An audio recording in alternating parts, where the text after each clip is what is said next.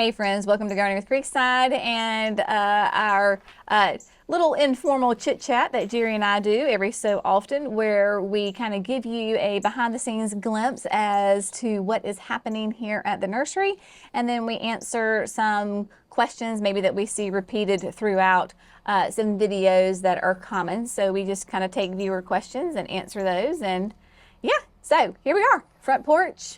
Middle of July, the dahlias are in full bloom and are loving life, so I'm having the most fun cutting those and making bouquets and giving them away to people, and lots of fun. So it's hot, it's sticky.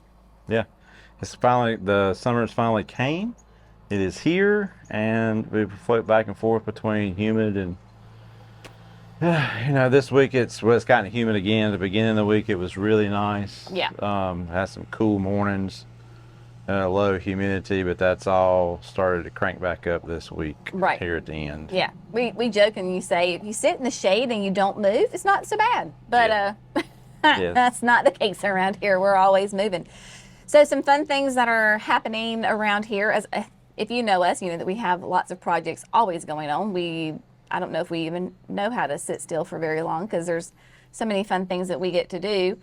Started construction on the Proven Winners Signature Garden. So that is underway and should be ready to begin touring this fall. So there were several questions about the signature garden itself, just about if we were going to video the steps and the processes and the different things that we're doing as we progress along. The answer is yes, of course. We will have plenty of videos, content on how to do certain things over there. There will be all kinds of different plants that we will talk about, Yep. and just the the building of different beds and different areas within the garden itself. So there will be tons of content on that available. Yes, in throughout fact, the process. I went ahead and made a playlist on YouTube titled Proven Winner Signature Garden. So Yes. if you want to look specifically for the signature garden, you can do that. Like we have a playlist for the berm, we have a playlist for the chicken coop. So we try to do playlists by big projects. So that way if you are interested in, say, like, how did we create the berm? How did we get there? So you can click on that playlist and go back, sort it by earliest or however, you can sort those. And so you can go all the way back from the very first video we did about that, just talking about the whole concept of the thing, all the way till the last tour I just did of it. Yeah, I mean, I've kind of started on the signature garden a little bit, Yeah. and then I was moving some dirt around, building some berms, we've raised beds, berms, Raised beds, whatever you want to call that. We did have I mean, the thing comment. is probably about 2 or 3 feet tall, so I would consider it a berm. Yeah, somebody commented, they're like, it's a berm, just call it a Yeah, berm. I was like, really, whoever that was, I can't remember at the time, but I was saying thank you. I know, but because we've gotten so much pushback about the berm in the front of their house, they're like, that's not a berm. Yeah, I'm like, so, yeah, it is. I don't know. Anyway. It's just that the definition of a berm is a raised area. So Right. even a raised bed in your yard that you berm up. It's not flat, you berm it up. So this Anyway. is fairly tall, where we plan to do a entryway boxwood hedge at the top. I just kind of in the front some color annuals, and then on the back some type of hydrangea. We're kind of going back and forth on that, and then maybe beyond that some more color beds, and then we'll get into the garden itself, where we can just be very creative in what we do and have meandering paths throughout. Some very cool stuff that's coming up, that we have a pond back there. So we'll be planting around the pond and doing different things with the pond. So that's exciting. Yeah, because as there. we've talked about, we have just about every kind of condition as far as to grow in that area, everywhere from like full Yeah. sun to full shade. We have dry, we have wet, we have a pond, we have Yeah. mature trees. Like you have everything in any kind of concept where you face in gardening. Yeah, here in the South, we are in North Carolina. So we're fortunate in the fact that because we have been building beds for so long. Right. I mean, we have signature Proven Winner gardens already. They just don't have the official They label. just don't have the official label, Right. or the sign. Our entryway and the front side and the back side, but the front side of the berm is for public to look at. That entire planting on the front side of the berm is they're proven winter perennials, Annual shrubs, Yep. all in that. It's larger than some other proven winter gardens I have seen. Right. So I mean, so we're So you just, have multiple things to yes. look at when you come here. So it just won't be that entryway is considered into all the signature gardens or the gardens to look at. There's other locations within the nursery that kind of makes it unique. So that's a big project, obviously. It is, and it's Understatement. gonna, if we can just get the entryway done, that part done, so that way that part is over, then we'll be expanding along as we go. Right. So this is Yeah. going to be an ongoing process, even though the garden will be open in the fall. That will not, we talked about that before, that Yeah, will not they be won't the be the static finished garden. It won't be part. the, Yeah. garden's never finished. And so we'll just keep keep working having it. fun and keep working with it. So the other big project that nobody really sees that we've been working on feverishly behind the scenes. Yeah, it's online shipping. It is coming as fast as we can get it going. We've had a lot of good progress with the back end of everything. There are products that we are, getting loaded. They're not visible on the website yet, but they're there behind the scenes. We also are looking at expansion for greenhouses. That's still to be determined. I don't really know how that's going to work out. I was just met with the grader today and moving a significant amount of soil to create a level pad here. And the area that we're in Gaston County, North Carolina, is very hilly. Nothing is flat here at Creekside. Nothing is flat. It's not like, the plains or the Well, even eastern North Carolina. Yeah, I understand, like, in some of these places that you go to, like in Michigan or somewhere, it seems like everything is just whoop, it's flat. Illinois, it's all it's just flat. I mean, it's easy just to grade out and get a greenhouse going. So here it is not. It's just a little bit of a challenge. And you have to have the right spot. We have like other spots, but the way our property sits is that there's sunlight. Right. And this particular spot where I want these to go is where production is now, and it gets sun all day long. So which is Because really we good. are blessed with really large mature trees around here. Like we sit in an area, if you watch the drone shots, we are surrounded by massive, beautiful trees and a lot of like forested area, which we love. But when you're trying to put a greenhouse somewhere, you need to have as much sun as you possibly can get. And those trees hamper the sunlight if you put the greenhouse too close to them. They do. So you have to be kind of out in the field, and that's where we are and what we're doing. But you want to be able to keep up with all these things and not to be salesy or anything, but it's just that we have seen this in metrics. We've seen this with customers. We've seen this online with responses to our YouTube, as our subscribers. And then we can go into YouTube and we can see that there is a large number of you that are watching our videos. We thank you. We really appreciate that. And I mean, that are not necessarily subscribers. So we're just kind of curious as to why that is. We have mentioned before that I think some folks think that means that they have to pay. That is not the case. It's just that it really kind of keeps you, in the loop with everything that is going on. If you want to be able to keep up with what we're teaching and helping folks in their gardens with. We even had some where they didn't know they were no longer subscribed. Yeah, they got kicked off, and that is not us. Like, I cannot unsubscribe you. Why would I want to unsubscribe you from the channel? But I can't even do that. But we had a comment, and this wasn't even after we had talked about it. This person just realized, she was like, I had not seen your videos on YouTube for a long amount of time. And so she was like, I don't know why, why I didn't see your videos. And so she said, I went back to your channel, and it's like I had been unsubscribed. She had to resubscribe, which we were incredibly grateful for. But she said it was just the weirdest thing. She said, I didn't unsubscribe. Well, we certainly didn't do it. But we were talking with our son, 13, who's a big YouTube, watcher and everything. And he said that that's a real thing because he has seen other YouTubers talk about that, where they'll like lose subscribers, and because it's for whatever reason. I don't know, y'all, but it's just a thing. So if you thought you were subscribed, just check it. Just if you don't mind, because And if you haven't subscribed, you're like, why in the world are you talking about that? I mean, what does it matter? we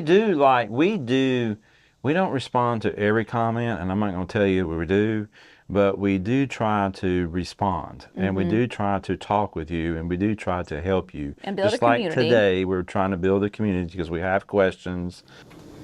So guess what? We had a little location change, y'all, because the nursery's open today, and so we're sitting on the front porch, and it was just Yeah, I'm going to build another room somewhere. it was a circus. Now, I just started another project. I just now started a new project. It's coming. It's coming. I'm getting another room somewhere. Another building.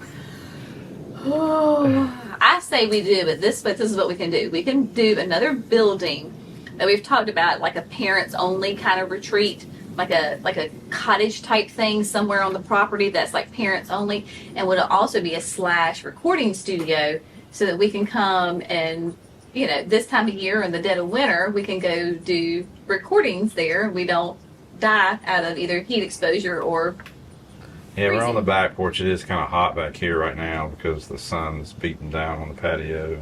Anyways, Yeah. I'm sorry. we just keep it real around here, y'all. So there we go. We were getting ready to talk about subscribers and trying to talk about those ideas. We've had a lot of comments lately about, subscribers, or Right. we had noticed that there was a good number of you that watch our videos and the content of not subscribers of the channel. We're just trying to address that, and I think the main thing is that we're trying to get across, and what thing I have picked up on is trying to have a community. And I think a community is a relationship as much as back and forth as we can, and the way we can do that is you subscribe, we comment back and forth with one another. I've met several of you folks out here this spring and early summer, and because the handles sometimes we don't know exactly who you are, but they'll tell me once someone gets here, and so now I know that Kayla C, or what it is, in Tennessee, so she has come.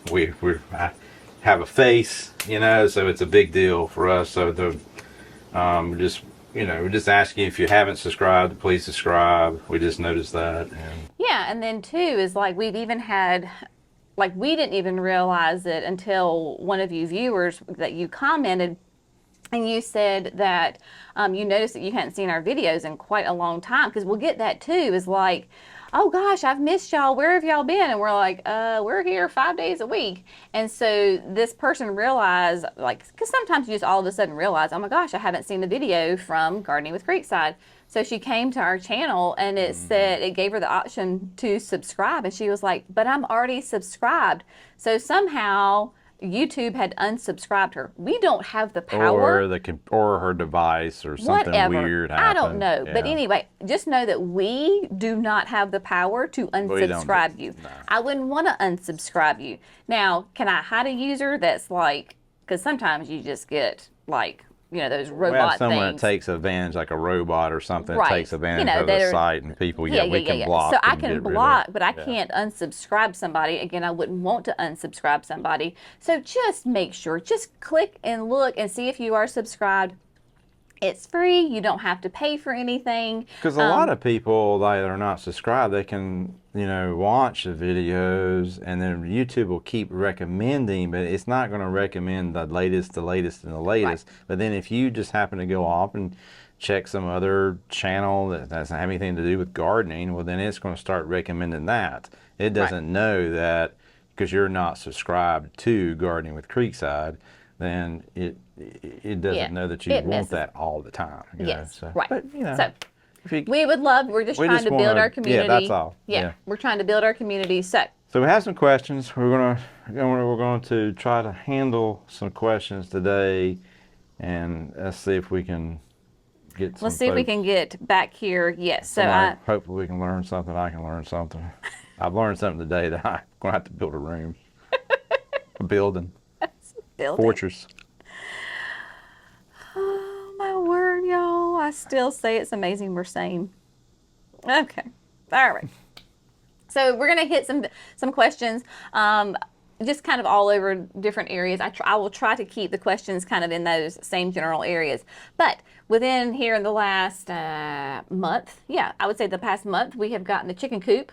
It is done. It is finished. We have begun landscaping around that on certain things that we want to put in there. So we're going to talk about some of the questions that come regarding that whole chicken coop process. If you want to check that out, again, check out the playlist, Chicken Coop, and that'll get you all those videos on there. So Judy Anderson says, are you planning to put some kind of walkway from your house up to the coop to get to your eggs? Those bushes, the hydrangeas, will glow at night. So a couple of things. One, yes, they do, because I noticed with our the hose link solar lights that we have around there that the hydrangeas, like, they just glow. But yes, we are going to have to do some sort of walkway up there, because initially, see, he doesn't go up as much. So I'm the one, and the kids and I are the ones that go up more to the chicken coop. I guess I have in my brain that needs to be a more convenient walkway there. Well, so let me explain just a minute. Yeah. So the initial thought was to go between, like, behind the green giants, those massive trees, and just like walk that way, which absolutely we can do. But it's human nature to take the shortest path, and the shortest path coming out of our garage is to go cut right through the grass and go up Hydrangea Hill, and you access it right there. So I know that we're going to slightly at some point revamp the garden boxes. So it just makes sense to me that when we do that, that we put in some sort of steps, walkway. I don't want it to be like glaring, like just a solid stone path, but something needs to happen, because we're starting to wear the grass out and then trying to go up the hill, because it is so steep right there. We're creating kind of an erosion problem. And it's possible that we could wind something from the way that bed curves. You know, yes. You could curve and then go in behind the woods and come up behind the coop. Yes. You know, which would be kind of cool. Absolutely. So put some, like, those little like solar lights, those pathway lights that like light we up. have, you know, from Hose Link on there. Yeah. You know, and they light up as you walk along. That's just so they cool. get brighter. Okay. Yeah, they get brighter. They get brighter. They get brighter. Yeah. So then we have Gina Marie says, talking about when we were planting the trees up there.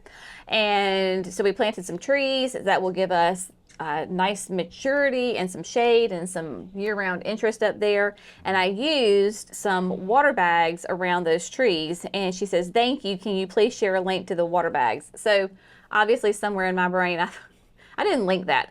So I will do that in this video. So I just went to Amazon, because that tends to be my default place to go when I need something random like that. I don't know where to get. We can't grab it real quick from one of our distributors or something like that when you just needed it. Jenny needed those bags real quick. Right. Yeah. But I've had a couple of people, so piggybacking off of that, Wendy asked, do you think the water bags work with clay soil? Would it be too boggy? So we've had them in for 2 weeks. Yeah, it's clay. 3 weeks, and it is clay. Like, it is red clay. In fact, I didn't screenshot it, but somebody asked, are we sure we live on planet Earth? It looks like Mars because it's so red. Yeah.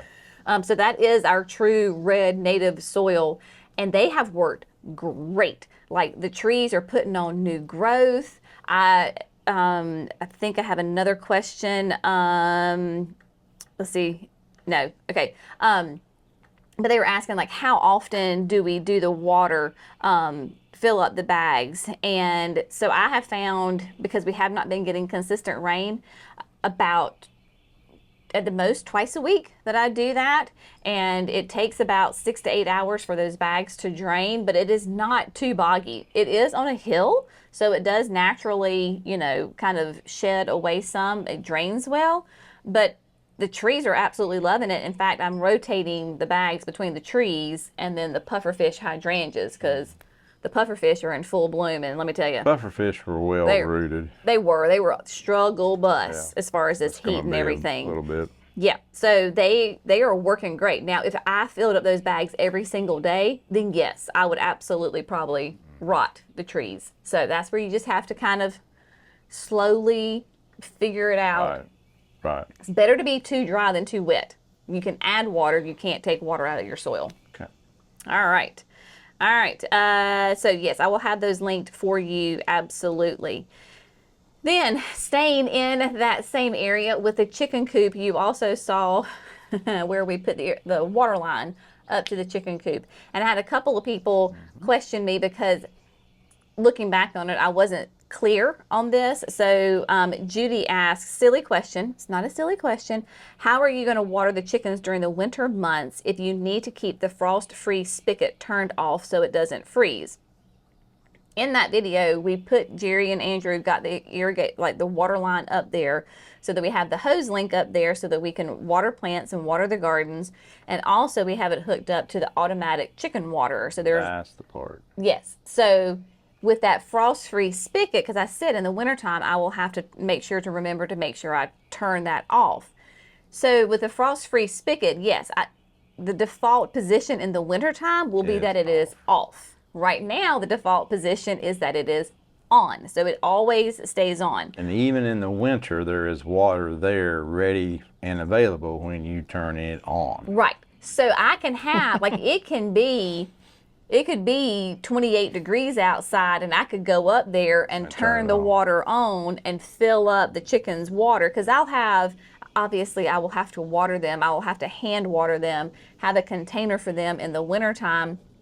And yes, it may freeze. That's when we had our older chickens, like our first set of chickens, when it gets really cold, so you'll have to go out there the next morning and break the ice so that they have water. For us in North Carolina, that doesn't happen very often, but it can happen.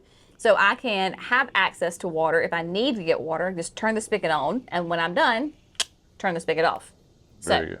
That kind of, hopefully that will clear up that question, but we will also disconnect the automatic water so that it can drain and it won't freeze. So there won't be any water in that whatsoever.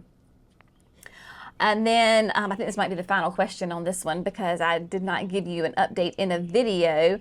So attention, Deaf Dis says, does anyone know if someone came and got Jenny's rooster? I didn't hear her mention him in this video. So yes, Laura from South Carolina, small world, she actually lives near where my mama's whole family is from. So she came up that Saturday. She drove 3 hours each way and picked him up. She has 3 girls already at her house, so she is adding in the rooster. I loved it because she texted me when she got home and said that he was an absolute perfect gentleman the whole car ride home, and he did great, never made a sound, and was wonderful, and she has decided to name him Dallas. So Dallas is living with Laura in South Carolina. Yep, he made it down there. And then Christine took the other rooster. Do you want to tell them what she named the other rooster? Her rooster? Huh. She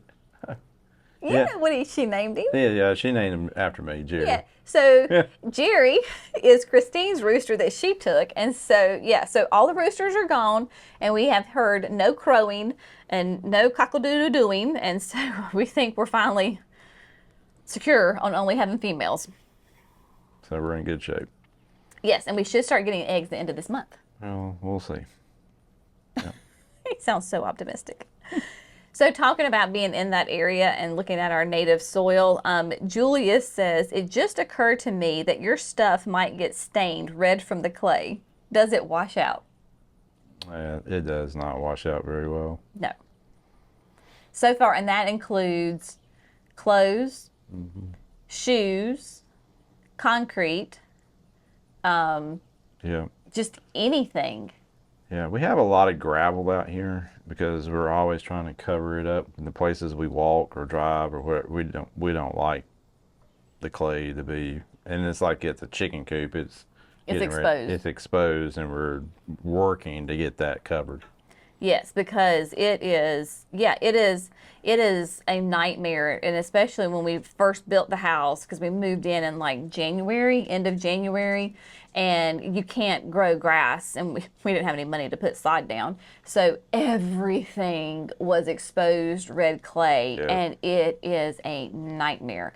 If you notice, Jackson, our son, wears a lot of Carhartt pants, is because I quickly realized that the Carhartt color is very similar to this red clay, orange clay, so he can go out and get as filthy and as nasty. Obviously, we wash the clothes, but that it just stains, but it doesn't show up on the Carhartt pants. Because for a long time I had him in blue jeans. Well, forget that got destroyed. But Carhartt hides the red stained clay very easily. Okay, so moving on to kind of a little bit of a different topic. I thought this was a very interesting point, just because Jerry and I have internally talked about this numerous times. So this is from Jamie, and says, love your videos. Thank you very much. Question for you. Why haven't you expanded those front porch flower beds and extend the bed down around the walkway? Add in some landscape lights and it would elevate your front yard landscaping. So we do have landscape lights, so you just don't see that because we don't show the front of the house in the dark. But we have talked about many times about expanding and extending the flower beds in the front of our house, because right now we just have a very simple row of boxwoods across the front. So what has been our Well, we've gone back and forth. forth on maybe making those beds a little bit bigger. The one place, that has a little bit of grass there in between the sidewalk and the front of the house. Mm-hmm. We did all those things and thought about all those things when we did that. It's just a little bit of a tricky spot there. Going along the sidewalk on the outside, which ideally would be really cool. It would take a good bit of work to do that, but we get a lot of rainwater that comes from the back of the house and works its way around to the front of the house. So that bed would constantly get washed out. Even if I made areas for the water to go, it would, because it sometimes goes in different places depending on the type of rain that we get. So I really don't see that happening. I'd just rather keep it grass, so that way the water just moves on and we don't have to worry about erosion in that spot. So that's been the main reason why we haven't done it, is because just of the water flow, because again, nothing is flat here. And when we built our house, we had an amazing builder, and so they had to grade everything, because the creek is right here, so we get water from so many people. And when it rains, we have a river that goes through our front yard, because we're telling them where to go. We try to, and we have drains in the drive that collect the water from that side to help take that away from going into the front yard so much. But when we get 6 inches of rain in a day, and then the next day we get 3 inches of rain, we deal with those problems, and it's going to back up. There's just no way around it. We've solved a lot of those issues, but we're just going to probably keep it really simple on the front. We have elaborate beds everywhere else. Yeah. And when you see the whole thing from a distance, it all plays together really nicely. Yep. So a little bit of a different direction that we're going to go, that Jerry's going to be the main answerer of this one, because this is his wheelhouse. This is from Higgins Angel. Can you explain your irrigation tubing? Is it a 1/2 inch supply line, or does it have holes every 6 or 12 inch emitter holes? Where do you get it? I have revamped my irrigation and laid down 1/2 inch supply line and hooked in 1/4 inch emitter lines, as I couldn't find 1/2 inch emitters. So just explain basically our system is there is a supply line underground that is a 1 inch PVC. There is a T that comes up, and it allows us to put in a brown connector piece that screws in. It's called a service T, so it has a female thread and your male thread in the barb fitting for the 1/2 inch tubing. So most of the time you're going to come up with solid tubing from that to the ground, elbow off, and then go with 1/2 inch drip tubing anywhere we're doing it. And most of our emitters are every 12 inches in the tubing. Sometimes, depending on what is available, can be 18 inches and then we just loop it through and cap it off, and that is all there is to that. Yeah, we have a supply house that's close to us. It's a local that we get it from. We've gotten it from Site One before. We've ordered it on Drip Depot before. It's better for us to purchase it locally. It's just a better deal. So. And then would Berry Hill have it? No. No. So either, seek Drip out Depot. Yeah, if you're going to do it online, Drip Depot is a great one to order from. And we use the brand is Rainbird, right? But that's what came this past time. Supply houses here will always have different brands sometimes. Sometimes it's a knockoff. Sometimes this was Rainbird that we just recently got. And then we have had Hunter from Site One. It's a little bit more expensive. So. Yep. But both of them work really well. Yep. So hopefully that answers your question on that and helps you out a little bit. And then this is kind of a common question. We get it at least a couple of times every season. Kelly says, are snakes a concern with the mulch? So here in the South, basically you have kind of two options, I would say, generally, as far as like what you want to top dress your beds with, either pine needles or mulch. That's kind of just the way it goes. We go with mulch because mulch for us is overall it's just better weed suppression, controls moisture, decomposes and turns into compost. So we use mulch. And maybe I shouldn't say this, but we have a very healthy snake population around here. Had this year. It's in the past couple of years, a very active snake population. Friendly snakes. But they're friendly snakes. They're good snakes. And maybe people say there's no good or bad snake.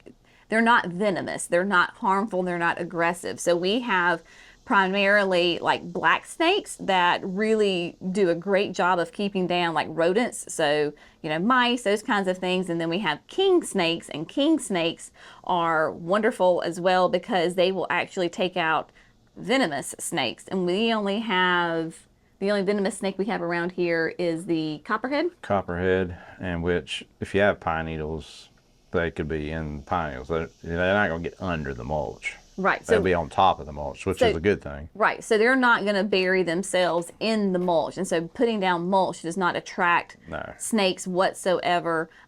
So while, yes, when we come upon snakes, we're startled, but we're not scared because, you don't all I of a don't know sudden. what it is about that. Snakes startle you. I think it's pretty innate. I think so. Yeah. So it doesn't. We're not scared by them, but no, the mulch does not attract the snakes. And I don't go around constantly thinking, oh my gosh, is there a snake over here? Because 9 times out of 10, they hear us coming well before we even get close to them. And there will be parts of the country that deal with rattlesnakes. So, they would be a little more aware of their surroundings and going and removing a bush or here or there because they know that those things could Well, my parents, like they have a family property down like the low country South Carolina, like in the woods. And when they go down, they have to wear snake boots, and they have to know, like when you step over, like you don't step over a log, you step on the log and then you go over, because the rattlesnakes and the copperheads like to kind of hide under there. So it absolutely can be very much of a concern for different parts of the country. It's just where we are, we don't have that concern. No, we don't. So hopefully that was a very long answer to a probably very simple question. Let's see. Marie says, what if gardenias don't flower? Ever. Mine is big, green, and beautiful. Just have never flowered. So my first thought is, because this is when I was talking about my gardenias and pruning, is are you pruning your gardenias? And if you are, when are you? Because gardenias bloom on what we call old growth or old wood, meaning that if you are pruning gardenias in late summer, fall, winter, or early spring, you have just cut off all your flower buds for that summer. If you need to prune a gardenia, the best time, the safest time to prune it is really like let it have its first flush of flowers and then prune it. So gardenias are not a plant that you want to be cutting and pruning constantly. You've just got to just let it be. Just let it go. It's kind of like an encore azalea that way. Right. Well, any azalea. Yeah. I mean, if you, yeah, Best just leave them alone. it's just the best to leave them alone, like a camellia. Like, just leave them alone. So it's going to take you a year to come out of that because they've got to put on their buds. Like this summer, they're putting on their buds right now. So don't prune it whatsoever until like next summer. The other thing would be is if you're not getting your flowers from a gardenia would be the sun, because gardenias need full sun. So if it's not getting at least 6 hours of sun, then it simply is not having enough, it doesn't have enough energy to produce the flower buds. So it's either a sun issue or it's a pruning issue. If you want to fertilize them, they are acid loving plants. Holly-tone is a great way to fertilize them. And yeah. There you go. There you go. Between those three things, you should be just fine. So Sue asked an interesting question, which it's not interesting, but it's a legitimate question. She said, "Why do you wear long sleeves in the heat?" So we are out in the sun. I am out in the sun 6 days a week, and pretty much could be 6 to 8 hours or more out in the sun a day. And so I have, even as a small child, my mama was always talking about sun protection. You wear your sunscreen, you wear your hat, and you wear like protective clothing. So that's why I am not a girl that's out there gardening in a tank top and those kinds of things. So I wear long sleeves because those are sun protective clothing. And while it may seem counterintuitive that you're wearing either pants or like long sleeves when it's outside, I'm outside and I'm saying, oh my gosh, it is so hot. They're actually cooler than wearing a cotton t-shirt, a short sleeve shirt, and sometimes wearing shorts. Although when it does get hot, I'm just like, because you just need air on your legs. I think it's the humidity sometimes that gets us. It is. It's not necessarily the heat. Right. Our temperatures, like people will look at our temperatures, they're like, you're only 89 degrees. That's correct. But We're I also 100 though. Yeah, but we have, 75% Today we will be humidity. 100. And because it rained last night, Yes. and so the dew point could be up into 70 degrees something. It's insane. So it's the humidity. Yeah. But those shirts they're very, very breathable, and they protect my skin because I'm out in the sun. It's a company that actually designed long sleeve clothing, protective wear for fishermen. And, it's sport fishing. Yeah, so I get from two places: Free Fly, which is the fisherman, and then Coolie Bar. Coolie Bar, they specifically do sun protective clothing. Because they're on the water every day. That's even worse because you're getting all that reflection back up off the water. Yep. So. But they're also very comfortable. Yeah, they are very comfortable. They are very comfortable. So we recently took a little road trip down to see our sweet friends and customers, Jamie and Maria, down in South Carolina. I think y'all really enjoyed that trip because got some great positive comments on that. But Brenda had a question, and Maria actually saw your question and sent me the answer. So I thought I would share it with you via this video. And so if anybody else had the same question, we can answer it here. So Brenda said, "Love that you did a road trip to bring us this beautiful garden. Can you find out what stone they used for edging? It looks so nice, and that would not be hard to do." So they do. So around their beds, they have that beautiful stone edging, and so they get it at Lowe's. So it should be readily available for folks.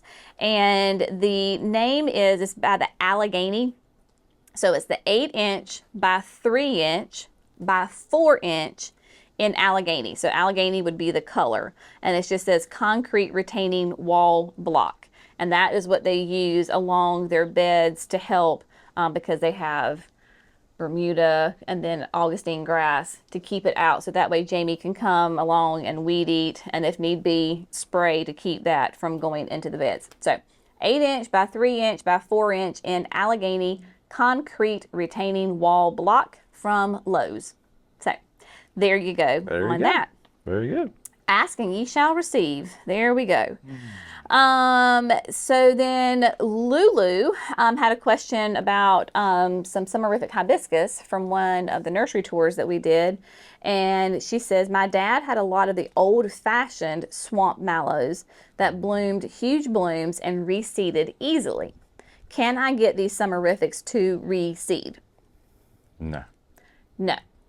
So these are sterile hibiscus because not everyone wants a plant that will reseed easily, because that can turn into a nuisance slash invasive.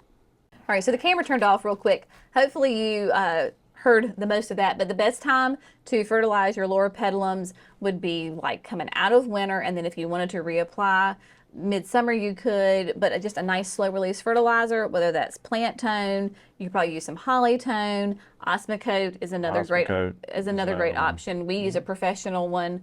Harold's fertilizer with the little green pellets. Little green pellets. So hopefully hopefully that got that answered really well. And then the last question for the day, talking about the signature garden. Let's see. PathicMan says, this will be beautiful. Can't wait. Me too. Thank you. One thing I would like to know is, where do you get your water from irrigation? Do you have a well? We have a well. Yes. And we have 2 wells, one at production and one here on property for the house and the garden center area. We are looking at doing another well over there in that location to kind of start to take off the pressure. But we don't have water issues with our wells at all. So no, but we have had a lot of people ask, like, do you irrigate out of the pond? Do you irrigate out of the creek? And we do not, because we can't, quote, control that water, because like I was talking to a customer the other week about that, and you have, like with the creek, you have no idea what has happened upstream and what people may have dumped into the water, and then you go and broadcast that and spray it on, crops. That could be disastrous really, really quickly, because pH matters, like any kind of chemicals. I mean, if you have a farm up the stream that waste goes in, you never know. So our water is very reliable coming out of the well. It is very neutral water, which is excellent for what we do, especially in the greenhouses. It also tastes divine. It does. It's very nice. Very nice water. All right, so that is the end of the questions for this video. I'm going to build a room.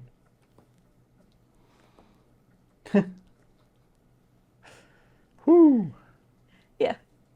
So if you ever notice anything about Jerry, notice his stress level. He's got the arm cocked up. He may start rocking a little faster.